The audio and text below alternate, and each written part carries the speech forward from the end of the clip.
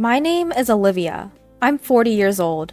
I've been married to my husband, Michael, who is the same age as me and was my colleague at work for 10 years now. I'm currently in a different branch from my husband, but we used to be in the same department. He is a man of strong responsibility, admired by his subordinates. He has a bit of a show-off side and doesn't seem to want to show his weaknesses to others. He was a very masculine man, full of confidence and ambition. His work performance is well regarded by his superiors, and he is expected to be promoted without any problems. On the other hand, I'm quite the low-key type who doesn't stand out much. Given our opposite personalities, I was honestly surprised when he made a passionate approach to me. After dating for 2 years, he proposed to me with a large bouquet of roses. I had never been loved so much by a man before, so I immediately agreed. I was very excited about the wonderful days that lay ahead of me. However, what awaited me was living with my in-laws. I was going to decline because there was no prior discussion, but my husband was firm about living together. My parents are decent people, so it's going to be okay. He passionately explained how much my in-laws were looking forward to living with me, so I couldn't refuse in the end. And so, for the past 10 years, I have been living with my in-laws at my husband's home. Life there was something I could never have imagined when I first got married. Olivia, you forgot to clean the front door again, didn't you? Just as I finished making breakfast for everyone, my mother-in-law's nagging begins. It's a daily ritual. I'm sorry. Don't just apologize with words. Get it done right now if you understand. Even though I have to go to work, I'm treated like a servant from the morning. Ever since I started living with my in-laws, I've been forced to wake up at 5 a.m. every morning to make breakfast and clean. I wish she would do it herself since she's at home. Despite being a housewife and having time at home, my mother-in-law does not do any housework. I rush through my morning chores, go to work, and as soon as I get home, I start making dinner. By the time I go to bed, I'm so exhausted that I fall asleep instantly. This has been going on forever, and I often feel unwell due to exhaustion. I'm sure the cause is stress. I don't want the neighbors to think I'm slacking off, so make sure you clean properly. My mother-in-law is relaxing in the living room, eating the breakfast I made.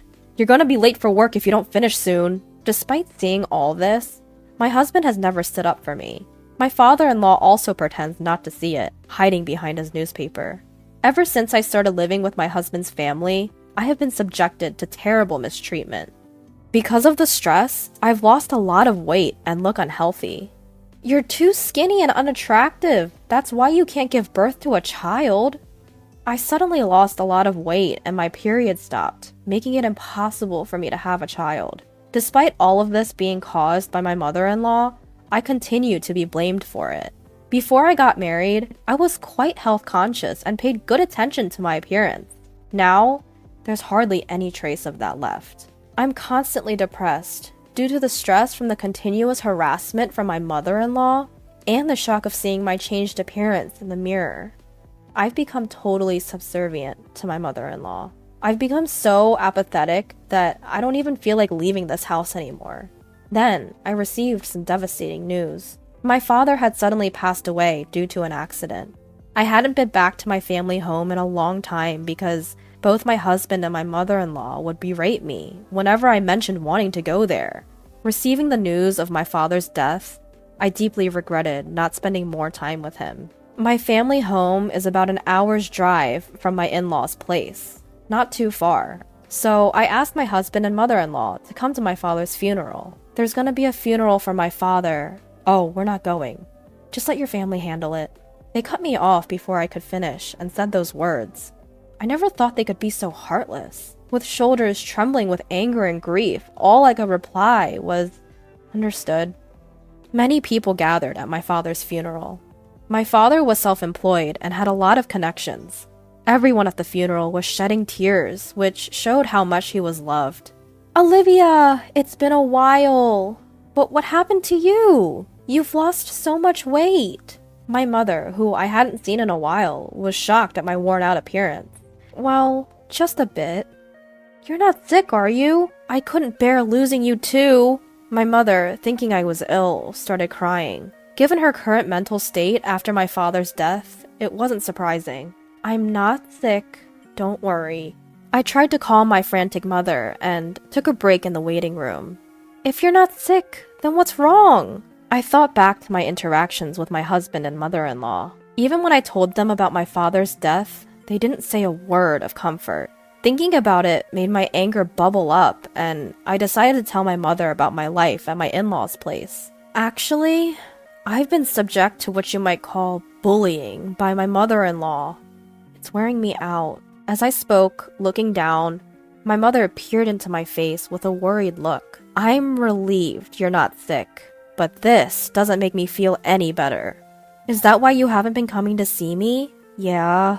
As I nodded, my mother handed me a piece of paper. Take a look at this for yourself. Then think carefully about what to do next. When I looked at the paper my mother had given me, it turned out to be my father's will. My father, being a meticulous man, had left a will just in case something happened. It also mentioned inheritance. Inherit $2 million? That's what it says. You can decide how to use it. I was stunned by the large sum. At the same time, I began to hope that I could end my shared living situation. With this, I can build my own house and get out of my in-laws' place right away. Thanks to the inheritance my father left me, my life seemed to be getting brighter. I returned to my in-laws' home and was doing the household chores as usual. On the days when I have plans, the house tends to be messier than usual. This is probably inevitable since there's no one around to clean. While silently doing the chores, I was thinking about the $2 million I had inherited from my father. Despite my dislike for my mother-in-law, I wanted to stay with my husband, Michael. I decided to honestly discuss the large inheritance and suggest leaving the in-laws' home.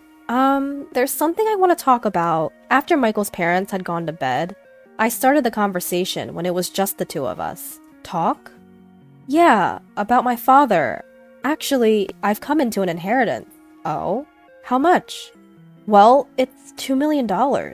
When I mentioned the amount, Michael was taken aback, perhaps because the figure was far beyond his expectations. Wait, what? That's right, $2 million. Upon grasping what I had said, Michael was overjoyed. He left you that much? That's generous. But about how to use this money, I was about to get to the main point, seeing Michael in a good mood. However, before I could speak, Michael suggested something outrageous. We need to transfer that money to my mom's bank account right away. I didn't understand what Michael meant. It was so absurd that I thought he was joking. No, why? I'm the one who inherited it, so that's not right. As I laughed and responded, Michael slammed the table angrily. What are you talking about? A wife's money belongs to her mother-in-law. It seemed that Michael did not realize he was saying something ridiculous. Seeing his serious expression, I felt scared. I'm sorry, but I don't understand what you're saying. All I wanted to do was suggest building a house for us to live together. But Michael didn't let me speak and tried to claim my inheritance for his mother. I couldn't sleep well that night due to the shock.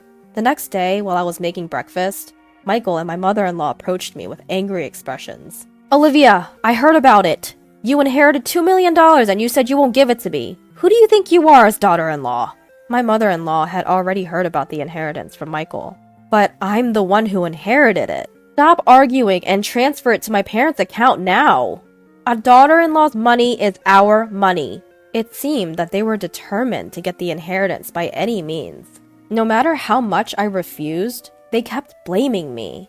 As I fell silent, realizing my resistance was futile, Michael showed me a piece of paper. You're getting carried away because you've come into some money. I'm the one who's been supporting you. If you don't change your attitude, it's divorce. The paper was a divorce form. I've already signed it. Take this and go back to your parents' house. If you apologize properly, I might reconsider the divorce. I received the divorce form with Michael's part fully filled in. Staring at the divorce form, my past memories flashed back. I had never been financially supported in this house. I had been paying the same amount of living expenses as Michael, and all the household chores were my responsibility. I hadn't received any help or care. Despite that, they had always looked down on me. In the end, they were even trying to steal my father's money. If I stayed here, I might have felt so pressured that I would give them the inheritance. However, this money is what my father left for me. Being told to go back home, I actually saw it as an opportunity. Holding the already filled out divorce papers, I realized that the decision about my future was in my hands. I resolved to never give my father's inheritance, and I made a decision. I went back home after finishing work that day. "I'm home!" "Welcome back. I had a feeling you would be back soon." My mother welcomed me with a warm smile, despite my exhaustion. My mother's home-cooked meals were laid out on the table. I couldn't remember the last time I ate a meal prepared by someone else. As I took a bite of the warm food, tears welled up in my eyes because of its deliciousness. "Did you tell your husband about the inheritance?" "Yes, and it caused a fuss." I told my mother everything that my husband and my mother-in-law had said to me. At the shocking content, my mother was speechless. "The inheritance is yours, and you decide your future." My mother comforted me gently as I cried.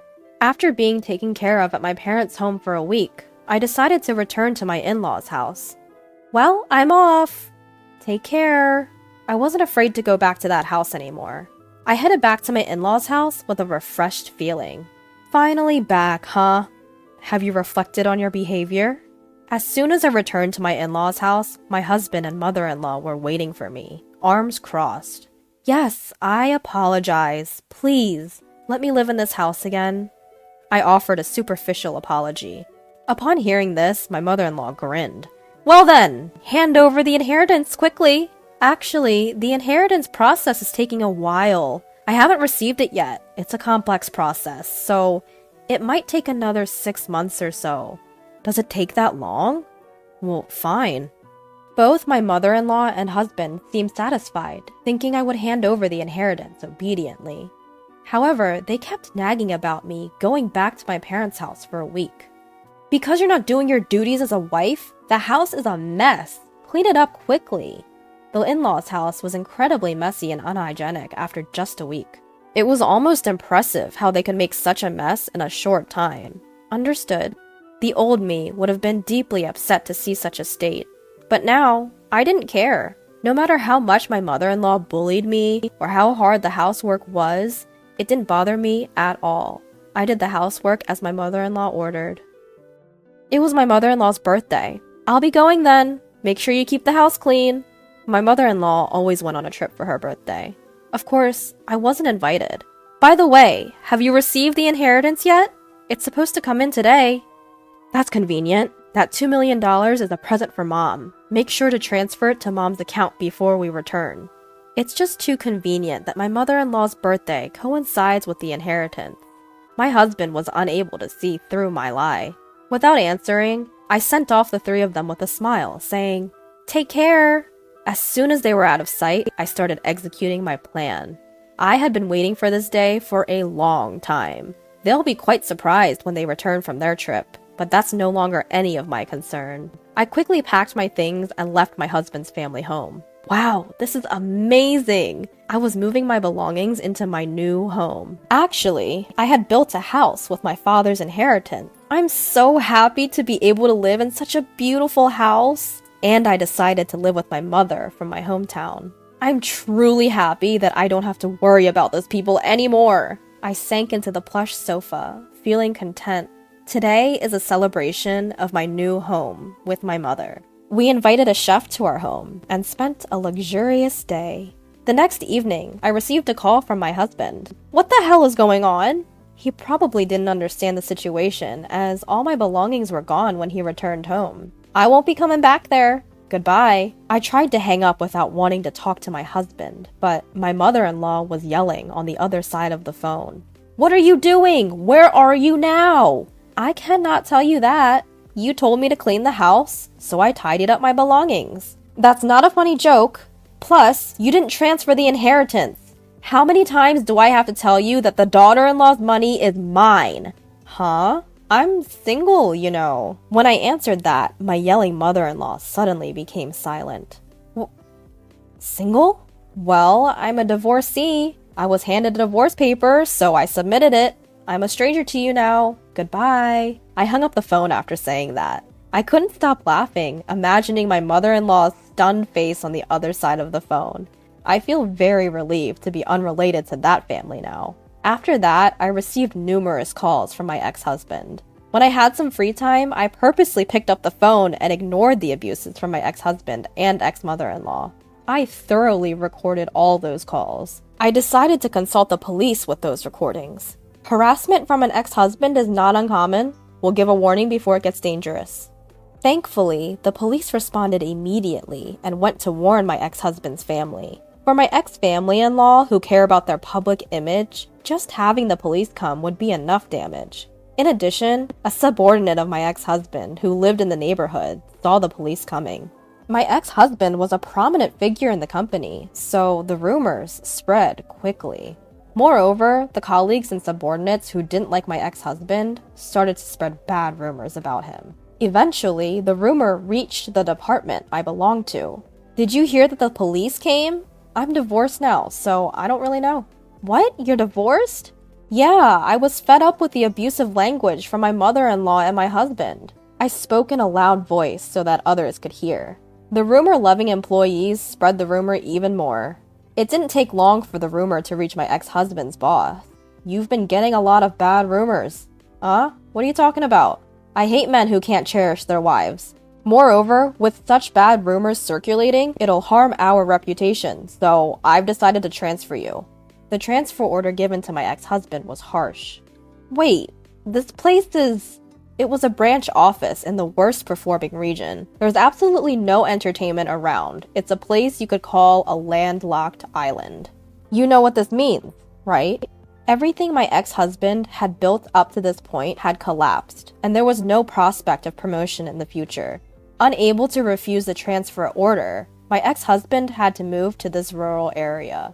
As for my ex-mother-in-law, she was probably shocked that her son's reputation had dropped, and that she could no longer live with him. She ended up becoming a recluse, which led her to developing depression. There were also suspicions of dementia, as she often caused disturbances at home. My ex-father-in-law is desperately taking care of the drastically changed ex-mother-in-law. Even if there's no blood relation, a daughter-in-law is still an important family member. What happened to my former in-laws was simply karma for the harassment they continued to inflict upon me. Now, I'm living happily with my mother. We've even started gardening in our spacious yard. If I were still in that house, I would have never encountered this wonderful hobby. Having found a hobby has made me feel alive. My body, which was worn out from stress, is now healthy again. I'm so happy that I could cut ties with my former in-laws.